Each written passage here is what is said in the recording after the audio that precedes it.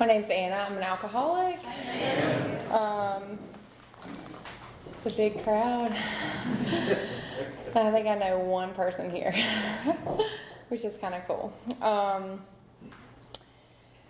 right, so it might take me a minute, so just bear with me. I'm always nervous when I tell my story. I don't know about you guys, but it's not fun for me to be vulnerable, and I try to be really real when I do this. So my sobriety date is July 26, 2011. I do have a home group.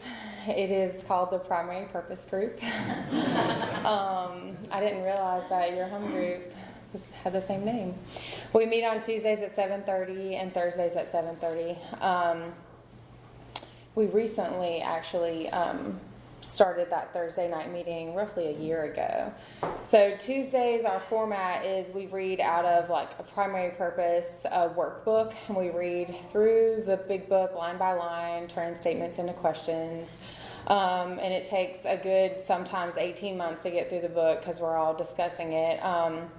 But it's a really great format. It's different than anything else out there in Raleigh. So some people come and I'm like, I know it's kind of weird, just come back because it's good, but if you're ever out there, come see us. Thursday night's format is a little different, but I don't go to Thursday night, so I have two small kids at home, so Tuesday is the main meeting that I go to for that. But I have a sponsor, and I do sponsor other women in recovery as well. And it's been a godsend, sponsoring and being sponsored. I don't know what I would do without the people guiding me and holding my hand throughout my whole sobriety. So I guess I'll just start at the beginning. But first, I'm kind of sweaty. And is there a clock in here? I have my phone. Hold on, guys. Sorry. Oh my God, I might need help. Jeez. Okay. All right. So, I grew up in a little town not far from here, Anger. Some of you may have heard of it. The middle of nowhere, especially when I was growing up. I mean, it's grown a lot, but it was very country, and I grew up and I had my dad and my two brothers. My mom was around, but she wasn't around a lot, so she kind of dipped out when I was 4 years old. And, I have a twin brother and an older brother. I'm taking my shoes off because I can't do this. I'm so glad you can't see my feet.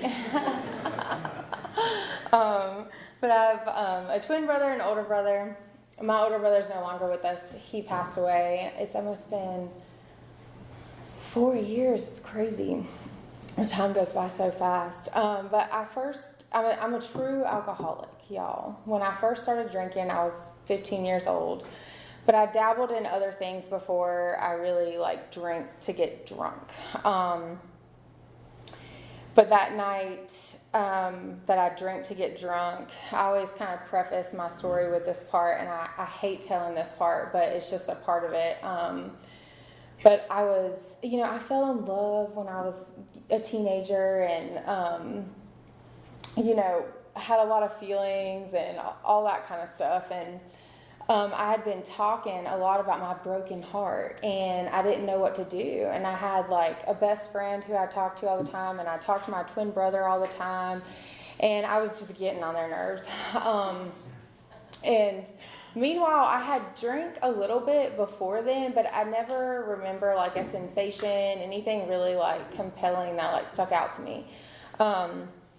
But I was getting tired of myself. I was just so consumed with my own feelings and my own thoughts and what was going on with me, and I was just sick of me. And I went to a party one night, and I partied every weekend at that point with all my friends. We were in high school, and we just partied, and we hung out every weekend, and that's what we did.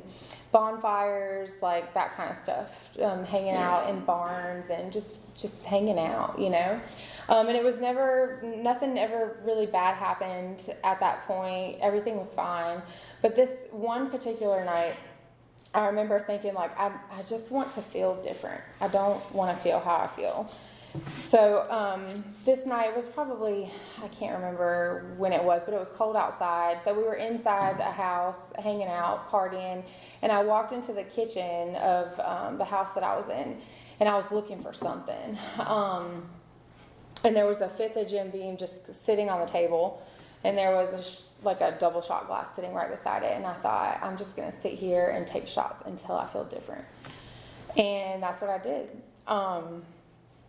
And so I took the first shot, nothing happened. I took a second shot, nothing happened. But by the time I took the third shot, it was very, people describe it in here it's almost like the same thing. It's like embarrassing telling my story because I feel like it's so similar to what other people have to say at times. But, when I took that third shot, it was like euphoric.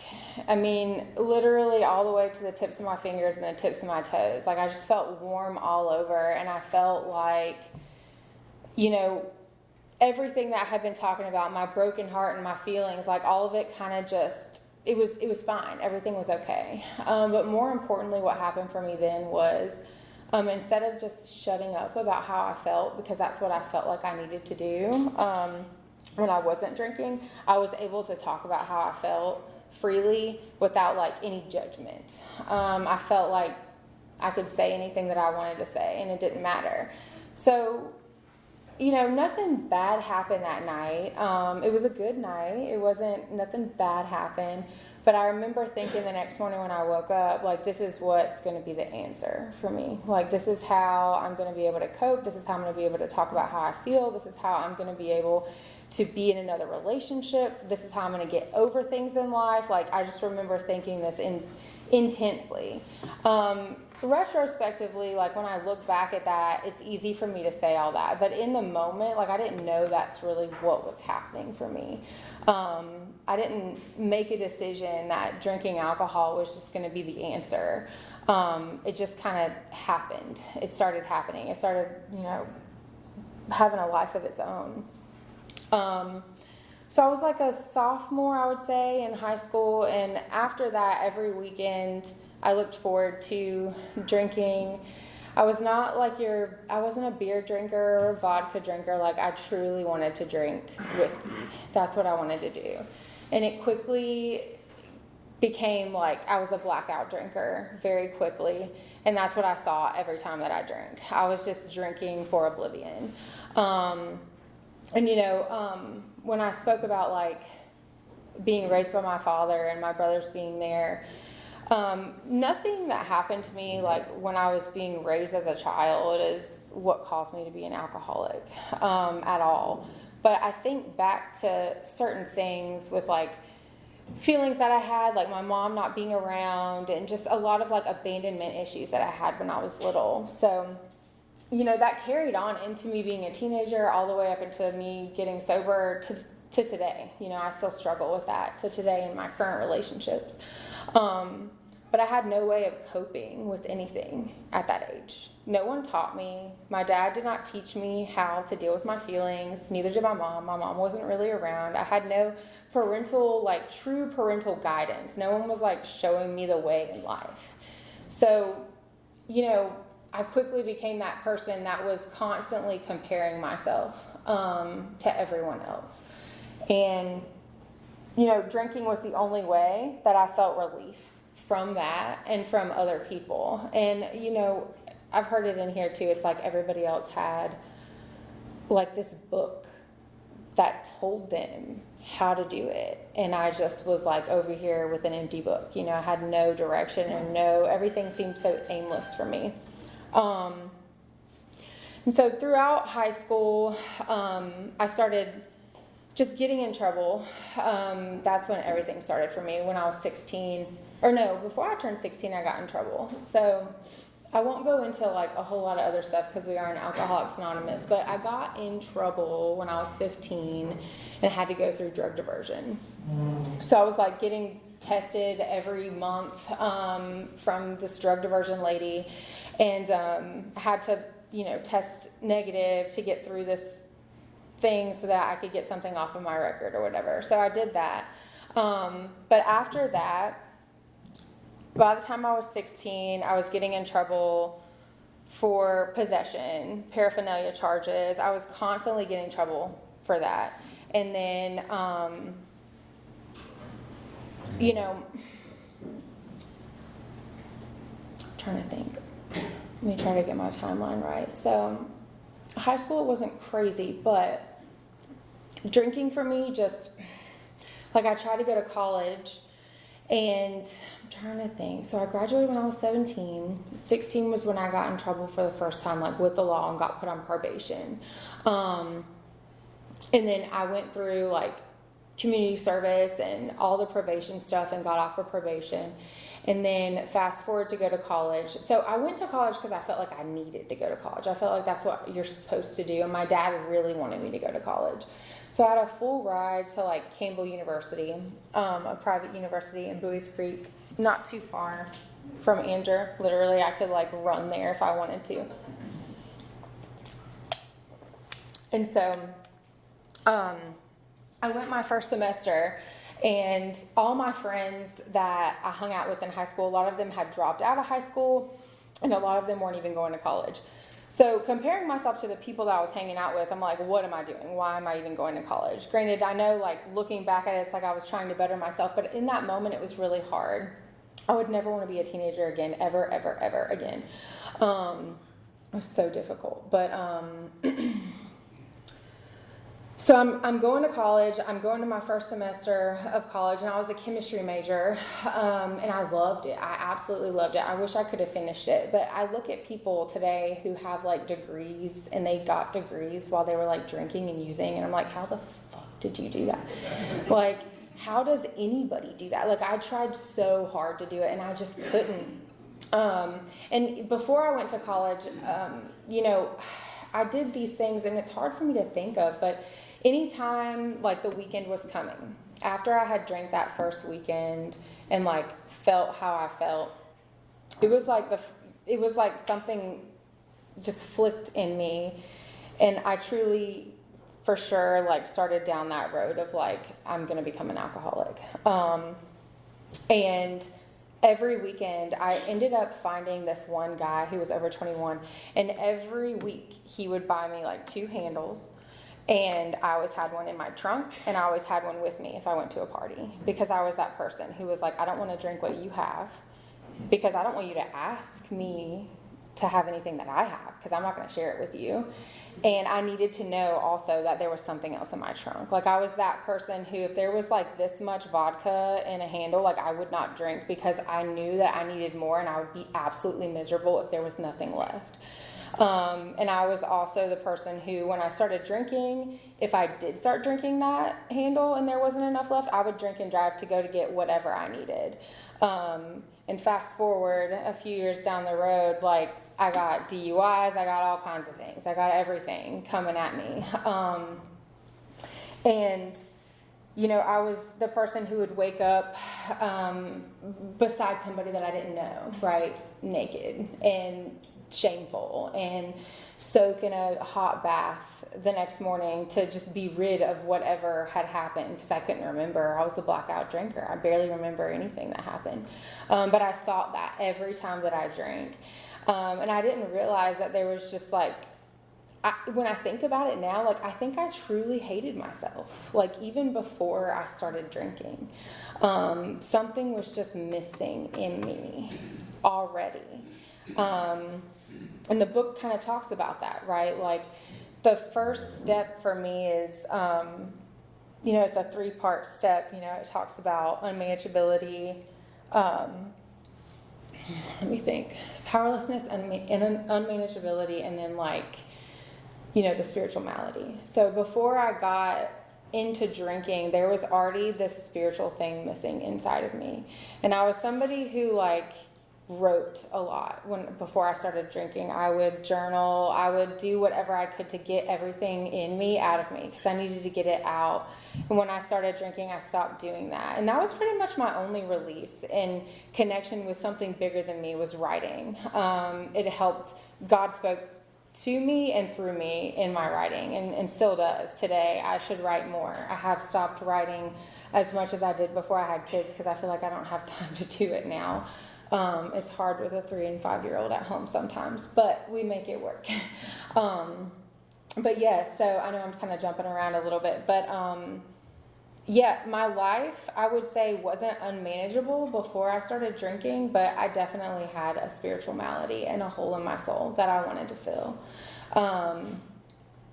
And along the way, throughout the blackout drinking and all the stuff that was going on, you know, going into college, I made it that first semester and then I quit. And I was like, I'm just going to take a break off for one semester. And I ended up going back. People were like, you're not going to go back. But I'm one of those people that if you tell me I'm not going to do something, I'm going to do it. I think a lot of us are like that. Like, we're super willful people. Like, I am extremely willful. When I put my mind to it, I'm absolutely going to do it no matter what. And that's what was really like confusing to me about like my drinking, because I so badly like thought I could control it. Like, once I made it to college, and even before then, I was the girl who, again, would have the 21-year-old buying me alcohol, but I would hide it like in my closet at home. And I would just drink by myself because I just did. Like, I just did. And I didn't really understand it. I remember, you know, after that first semester break from college, and then going back, I quickly dropped out again. I went back to college like 3 different times to try to make it, and I couldn't do it. But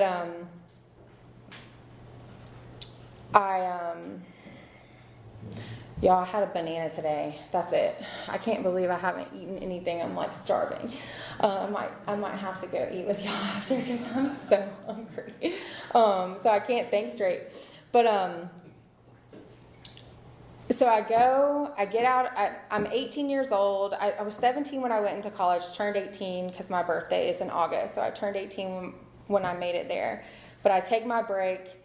By the time I'm 19, I'm waiting tables at a place called Logan's in Garner. And I'm trying to go back to school.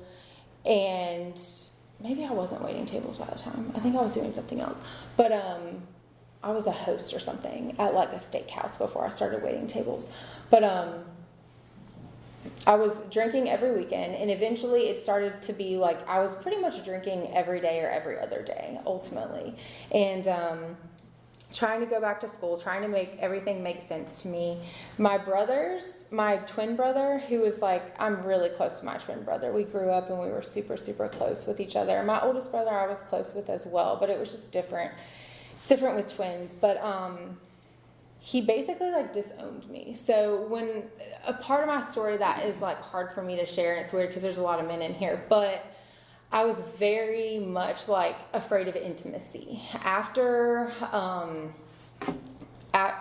like I got my heart broken or whatever, it sounds dramatic, but I just could not like have an actual relationship with someone without drinking. Like, I could not fathom having sex with another human being without being intoxicated. Like, I just could not do it.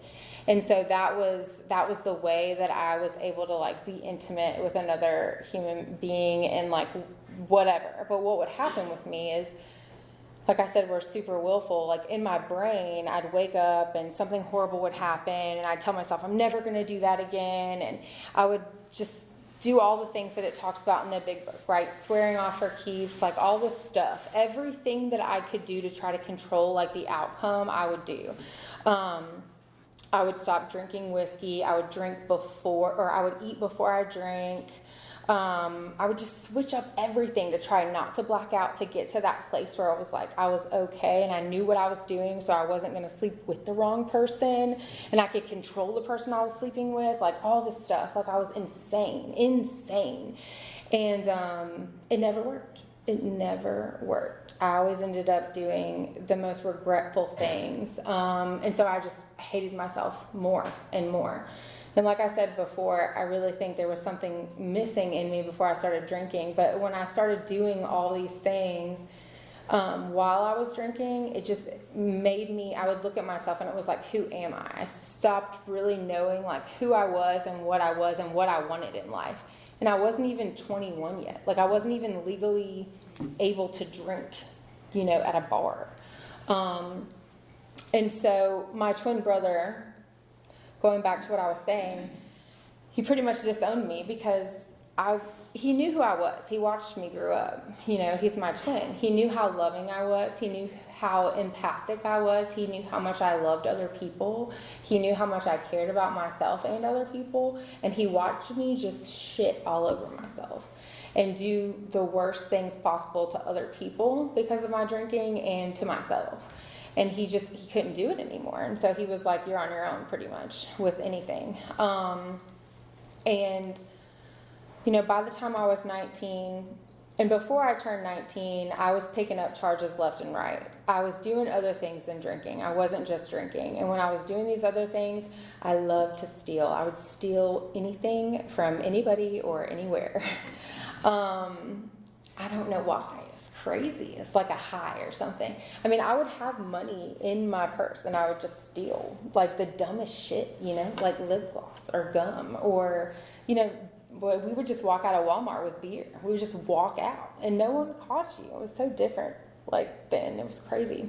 So I racked up a few charges and I got put back on probation, and along the way I kept getting in trouble. So if anyone's been on probation here, you get put on probation, you get in trouble, you get put on probation. If you get another charge, they extend your probation, or you got to do community service, or you got to go do time served or whatever. So I would do community service, and then I would get tired of it, and then I would just spend 24 hours in jail to like get rid of whatever it was that I had to do. So, and that was maybe between like 18 to 21. I would just keep doing that kind of thing. And I got sober when I was 21. So, you know, when I was 19, I got my first DUI and I barely remember any of it. But I was with my best friend, from like first grade. And we were in Anger hanging out, drinking, and I was completely blacked out. And I was someone who would like tag key to my shoe because people would take my keys from me, and I would drive. I would drive anywhere when I was drunk, and I was notorious for drinking and driving. I'm surprised that I did not kill myself or another person. Before I got my first DUI, I remember leaving someone's house one night. I was kind of like in and out. It was like browning out a little bit, I guess. And it was like 2:30 in the morning, and I barely remember getting home, but I didn't live that far away from this guy. So I was like, I can make it, you know? And something happened there that probably shouldn't have happened. So I had to leave. Like, I was very erratic and just like, I gotta leave. And that's just how I was. And I remember leaving his house, and I was driving, you know, like with one eye closed, so because like everything is like moving and I like gotta see, right? So like that's how I was driving. And I remember my first car was a 1989 Pontiac Grand Prix. It was like a freaking tank. I ran that thing into ditches and it would keep going. Like, it was amazing. I love that car because it would just keep going. It didn't matter, and I didn't have to get anything fixed, and it was great. Because it was just a piece of shit. But it was like heavy, you know. It was great. But this particular night, I was by myself, thank God, and I guess I veered off the road a little bit, and I slammed into a mailbox, and it like made my rear view mirror like pop off and fly off, and it like busted out my whole like passenger side window, and like all the glass kind of flew into my car. And I think I fell asleep or something happened. I don't know. I might have blacked out and then came to when it happened. But it got me back on the road, and I made it home. And I remember the next morning I woke up, and I kind of like, at that point, there's a lot of stuff that I'm skipping. Like, this is just a specific story that happened. But this kind of shit happened all the time. Like, I was screwing your husband or your wife and running my car into a ditch, like constantly, or almost hitting somebody or whatever, and just compromising every bit of moral that I had inside of myself and slowly like dying inside. And so that night I made it home. I woke up the next morning, and my dad was like, "What did you do to your car?" And I was like, I don't know. So I ran out there to look, and it came to me like what had happened. And so, you know, any normal person would look at that. Like, my twin brother lived with us, and he would he would just be like, he would say whatever he had to say. But any normal person, and he was normal. He's normal. He's not an alcoholic like me. He would say all the things, and nothing computed, nothing mattered to me. And I looked at it as if it was insignificant. So my first thought was, I gotta go to Lowe's and I gotta find the largest Ziploc bag that they have there, like the biggest one, and I was gonna cut it open and I was gonna duct tape that shit onto the window, because like if it rains, like what the fuck am I gonna do? Like I gotta go, y'all. Like I gotta know that I have somewhere to go. So that's what I did. I like duct taped this Ziploc bag that I could barely see through onto the side of my car. And it's just ridiculous. And that's just like a small example of things that I did. But that was it. That was my solution. And we ended up getting a new window for that. But eventually I had to give that car up and get a different vehicle because it was like dying. So fast forward, I ended up getting my first DUI. We got rid of that car. I got a little red Saturn, and I got my first DUI in that vehicle. And I was in Harnett County. I was in Anger with my friend from first grade. And we drove all the way up to Cameron Village in Raleigh. That's pretty far, right? That distance is far. I was on like Johnston County Line Road in Anger, Benson, and I like took back roads to 40 to get up to Raleigh in Cameron Village. It took me like 45 minutes maybe to get there. I don't remember any of it, and I was driving. And this is gonna sound crazy, but sometimes I think of that moment, and I remember thinking of that moment after everything had happened and I got my first DUI, and I had this like visual, and again, this is going to sound crazy, but I had this visual of like an angel kind of flying over my car.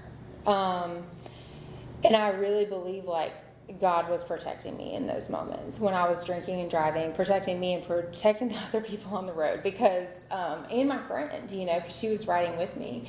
But that night I ended up running into a ditch off of Hillsborough Street with that car too. That car is not like a Pontiac Grand Prix. It will literally like crumble and fall apart.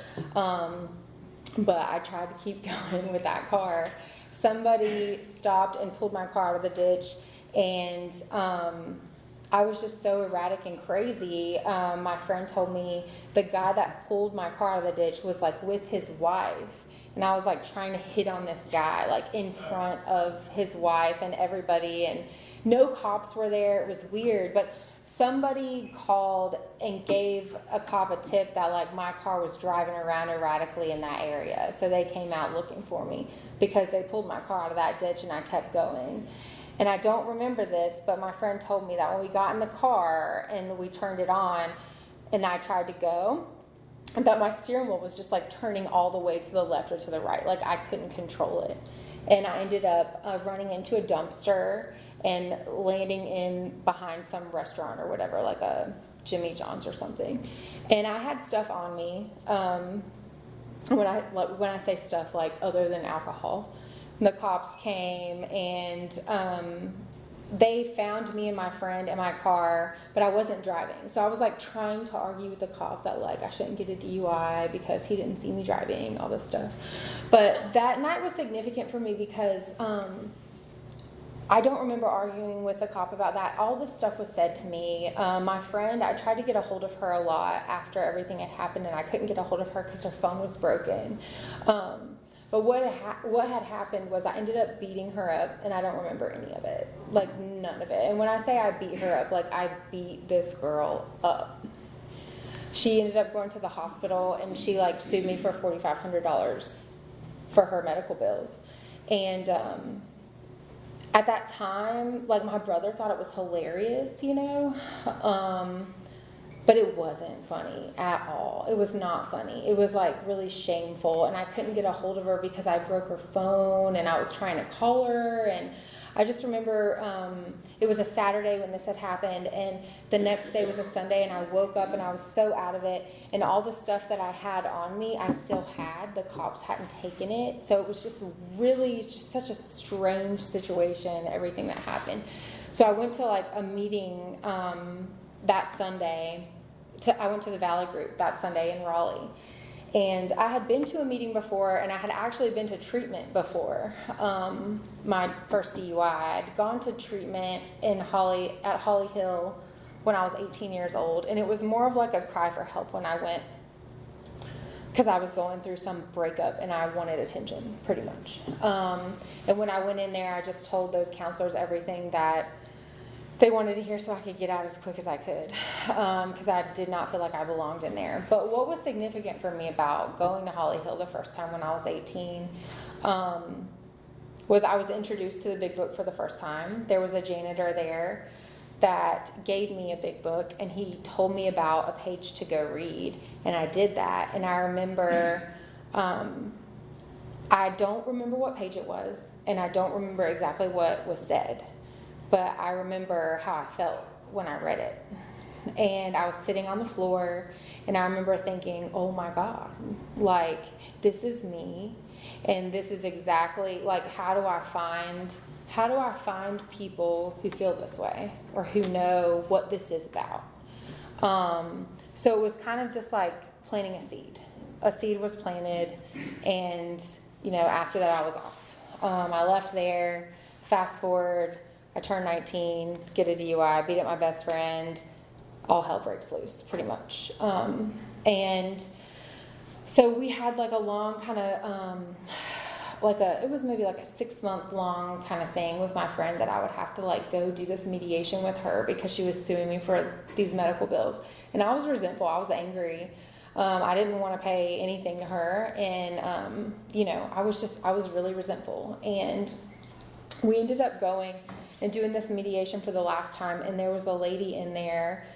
It was crazy. Our mediator was like blind and deaf. Like, it was weird. It was the weirdest situation I'd ever been in, and we were in this like little box, like room. It was just this tiny room, and there was like a woman with her. It was so strange, but my friend had a medical bill, and they called the facility, and they were on the phone forever, and it turned out that like the balance ended up being a zero balance, and I didn't have to pay her anything, and she dropped the charges, and we ended up like talking that day, and like everything was fine, and I still talk to her to this day, and I love her to death, and I made a proper amends to her after I got sober. But I remember thinking like something is here, like there's something spiritual here helping me, and I always took advantage of that in those moments. Like, I never saw like extreme significance in those moments. I was grateful for them, but I took advantage of them. There was no like true reflection for me until after I got sober, because I remember those things, and I definitely feel like God was watching out for me and with me along the way. And so, hold on. This is a lot.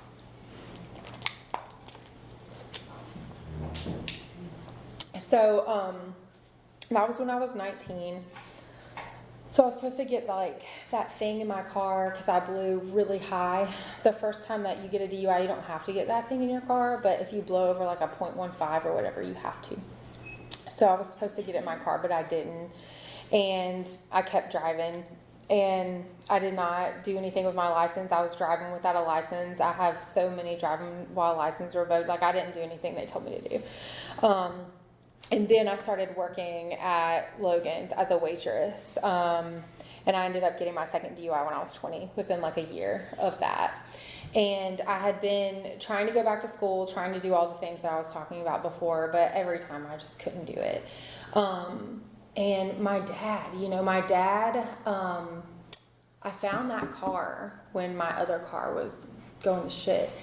And I was like, hey, it's $4,500. I don't have the money for it. And he was like, it's okay. So he ended up like getting a loan through the bank in his name, because he's smart. Like, I did not think about this until after. But he did it in his name, and the title was in my name. So if like I killed somebody with the car, he was not going to be like tied to this title in any way whatsoever. So which was really smart. But whenever I got my second DUI, I was working one night and I was not supposed to be working that night, and I got off of work and it was like $2 mugs. Do you remember when they did that? Like, do they do that anymore? Do they have $2 mug nights anywhere? Like, I'm just curious. Because everything is so expensive now. So I stayed after and I drank, and then everyone started taking shots of like Jaeger and whatever. So I was just all part of all of that drinking, and something happened. I flipped and I had to go, right? So I'm off to the races and I'm getting in my car and I'm driving and I'm going somewhere. So the way this light was in Garner was it's a no turn on right red light. And I rolled up over there and I just rolled right through that light. And a cop saw me, and I remember thinking, when you're in Garner, there's like an on-ramp to 40, because I was going back to Anger. And I thought to myself, if I get it to 40, I'm going to make it. I'm going to be all right. I'm going to make it home. But I ran through that red light, and I was on that on-ramp, and I remember thinking, I'm going to make it. And then the lights came off right behind me. And I was so pissed off. But I pulled over, and I got out of the car before the cop even came up to my car, and I said some obscenities that he wrote on my ticket. And that was it. He took me downtown and locked me up. And the first time I got my DUI, I called my mom, and she came and got me. But this time I called my mom. Every time I called my dad would never answer. My dad would absolutely never answer, even though he raised me. But my mom, she answered. She would come and help me. But this time she did not answer. My dad did not answer. And then I called my brothers, and they were going to come and get me. But I was so I think that a lot of us are this way, but I was extremely erratic when I was drinking. I could be having the best time of my life one second, and then the next moment I would flip shit and just be really angry and bring up things that I was just really volatile, just not okay, very unstable. And so that happened on the phone, and my brothers were like, screw you, you're on your own. So I ended up calling my grandparents, and they came and got me, and it was really, really sad. I got in the car and they didn't say anything, and I woke up the next morning and they were just really concerned and stressed out. I was stressing them out a lot, so I needed to go back home. They took me home, and I just felt, shame and regret and how am I in this situation again, and how did this happen again? And I was very anxious all the time. I was just an anxious person, and I remember thinking, I got to get my car back. I got to do all the things that I can to fix my life, right? And this was October of 2010 when I got my second DUI. And the state of North Carolina seized my car because technically it was paid for through in their eyes, even though there was a loan on it, the loan wasn't tied to it. So they seized it and they sold it at an auction, and I couldn't buy it because, they were they weren't going to sell me back my car. I was the one person they would not sell it to. And so I had no car, and I ended up violating my probation again with that second DUI. And I went and I saw my probation officer. My twin brother took me. Even though he somewhat disowned me, he was tied to me, right? So he takes me to my probation officer, and we sit down. I told her what happened. I gave her my ticket, and she said, is there any reason why I shouldn't put you in jail right now? And I was like, no, absolutely not. I have no reason for you to not put me in jail. And he was trying to plead a case for me, he was trying harder than I was. And she obviously violated me. And then I went and spent 30 days in Harnett County Jail. Which I loved. I loved it. I loved every minute of it almost. What was cool about being in jail for me at that time was no one was bitching at me about my life, but also I wasn't drinking. There was nothing for me to do there but kind of sit with myself. And God is a huge part of my sobriety, y'all. So when I was in that jail, I felt the presence of God again in my life, and I was writing again, and I was keeping up with the days, and my drive came back, and I had goals, and I wanted to try to go back to school, and all these things that I would always do. You know, it's like Bill's story. It's like in his story, it's just like it's going really great and the success drive happens. And then like he shits on all of it and it keeps doing that. It's like he's climbing the ladder and then he falls down again. And that's how it was for me. But I truly wanted that for myself while I was in jail. And like I felt clear-headed and I felt like, you know, this can happen. Mind you, like I knew I was an alcoholic. I knew I had a problem and I knew I needed to do something different, but I wasn't ready. And after I got that first DUI when I was 19 and I was sitting at that meeting that next day on Sunday, I was not sober that day. I walked up to get a chip at the very end because I was too ashamed to get up and get it. I shouldn't have gotten it. I wasn't sober. But I walked up there and there was this huge bush like beside the podium and I grabbed it and I walked away and I kind of tripped over the bush and they were like, keep coming back. And I was pissed off. I remember being like, who are these people? But I just, you know, I had felt the presence of God there, though. Like, I felt something powerful in the room. Like, when I walk in here tonight, like, I don't really know anybody here well, but I feel like that same camaraderie that I feel when I go to any meeting anywhere. And this is like truly what I was looking for. And I remember when I was at Holly Hill and I read that one page that man told me, like that feeling that I felt when I was reading that book is how I feel when I'm in these rooms every single time. And that's what I was looking for. That's all I wanted. I just wanted to feel like connected and feel a part of. And I didn't realize alcohol was like putting distance between myself and the people and the relationships in my life, and that I could have. I had no idea it was closing doors that God was trying to open for me. It was crazy. It's easy to see now, but in the moment I couldn't see it. But that moment of 30 days in jail was a clarity thing for me a little bit. Feeling that presence again and knowing that like I'm more than what I'm doing and really believing that it was good. It was needed. But when I left, the first thing that I did was the first thing that I did. I totally did not stay sober. And that was November. It was like the day before Thanksgiving that I got out. But I still had like my drive, right? And I was still convinced that I was going to get my car back too, after being in jail for 30 days. I was convinced I was going to get my car back. But that did not happen. It got auctioned and sold. And I didn't have a car. I didn't have a job.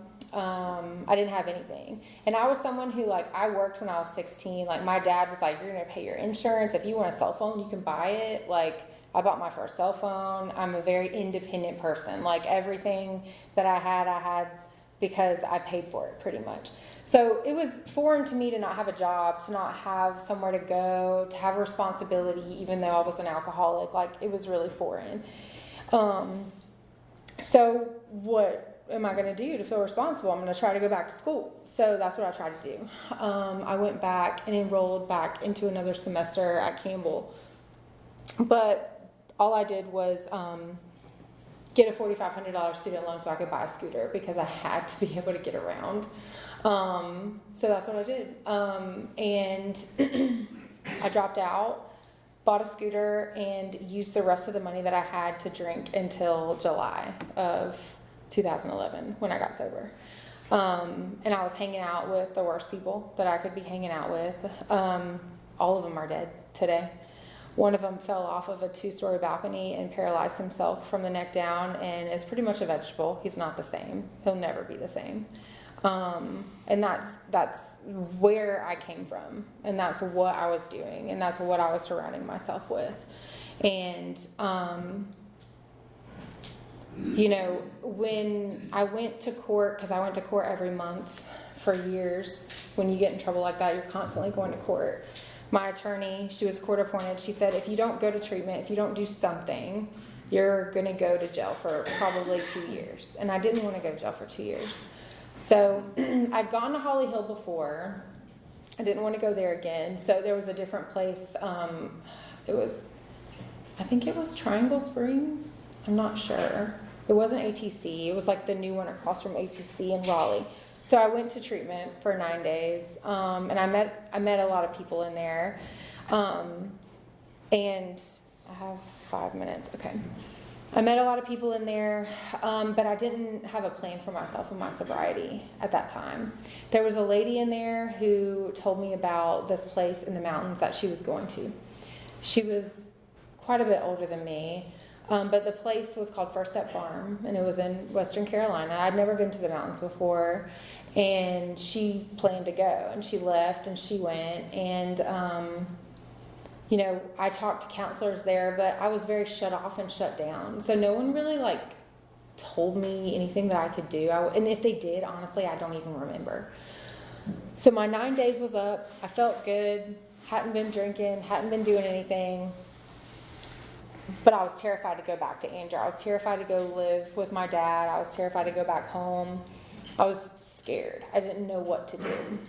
And I went and talked to my mom, and I hated my mom, but I went and talked to her, and she let me stay with her for a few days, and I asked her if she would take me back up to the treatment facility that I was at, and she did. And I talked to a counselor there and begged them to refer me to that place that lady was telling me about, First Step Farm. I was like, can you please just call them and get me to talk to someone there? So I was able to have a conversation with the director there and do this little interview that they typically do with people that are still inside facilities, because you have to leave the facility and go directly to the other place. But she made an exception for some reason, and she was like, just do good for 5 days. She was like, 5 days, you're going to be fine, which I wasn't. I did not do good for 5 days. So when I think back to all of that, because my mom, she drove me up there. I said bye to my dad, and it was all very emotional to me because I'd never really left my dad's house. He still lives in the same house we grew up in, same town. Everything is just the same, So it just felt weird leaving. But I knew I needed to do something different. And I made it up to the mountains, and my mom took me up there, and driving up there, I kind of just ignored her the whole time because I had tons of resentment towards my mom. But I remember kind of driving through those mountains, and I'd never experienced the mountains here in North Carolina before, ever. I'd only really been to the beach. Growing up, that's what we did when we vacationed. We would just go to the beach. But the mountains were so big, and they were so massive, and I'd never experienced that. I wish I could go back to that feeling again, because I remember thinking, oh my God, this is I just felt so connected to something bigger than me. It was hard not to feel that way going up there, because the mountains are so huge. And it was very symbolic for me. And that started my journey of sobriety. That was July 26, 2011. And I stayed in that facility for 9 months. I committed to stay in that facility for 6 months. But when my 6 months came up, I stayed another 3 months because I wasn't ready and I was unsure, and I needed to kind of plan things out a little bit. But the woman that told me about that place, I actually talked to her 2 days ago. She's still sober. No one else that was there is still sober, but she is. And if it wasn't for her, I would not have gone to that place. She was a godsend. She's the sister I never had, but God put her in my life for a reason. And if she wasn't there, I think I would have been terrified to go by myself. And there's just, along the way, there's always been people or things that have happened to help keep me on this path. But they told me when I got here, they were like, get a sponsor, get a home group, do all the things that you're supposed to do, right? So that's what I did. I got a sponsor, I got a home group, I started going through the steps, and I left there at 9 months sober and stayed in contact with my sponsor. But her sponsor, my sponsor's sponsor, my green sponsor, had moved back here to Cary 3 months before I moved here. And she hooked me up with this lady who I still can, she's my sponsor to this day. I have other people that guide me through the steps in different ways. But this woman is still someone who's still in my life. And it's just crazy. And also, my first sponsor's name is Monica, and my mom's name is Monica. And I hated my mom, right? But this woman has she helped me more than anyone did in the beginning of my sobriety. Learned so much about service in AA, and she took me to her home group business meetings and her district business meetings. She taught me so much about what we do and how we stay sober. She would tell me go up to someone, whether they pick up one day or 30 days or 30 years. Anybody who picks up time in the meeting, go up to them and say congratulations, which made me really uncomfortable. But she helped me get out of my comfort zone consistently, and I always just did what she said because I wanted to stay sober. Like, I did not want to feel that emptiness and that hole in my soul anymore. And you know, it's been a little over 14 years now, and it looks a little different than it did then, but I still have a sponsor, I still have a home group. Now I take other women through the steps. There's a meeting that I go to on Sundays where it's extremely intimate. We just started it, and we go through the steps line by line the same way we do in my home group, but it's a little bit more intimate where we do it all together and speak about like personal things going on in our lives and relate it to the book and bring God into it. And it's just like a wonderful thing. I absolutely don't know what this life would look like without God and all the people in AA, you know. And, you know, after I got sober, I felt more confident and secure in who I was ever. And it's continued to be that way, you know, because of the rooms and because of the things that we do here. So thank you, Steve, for asking me to be here. I really appreciate it.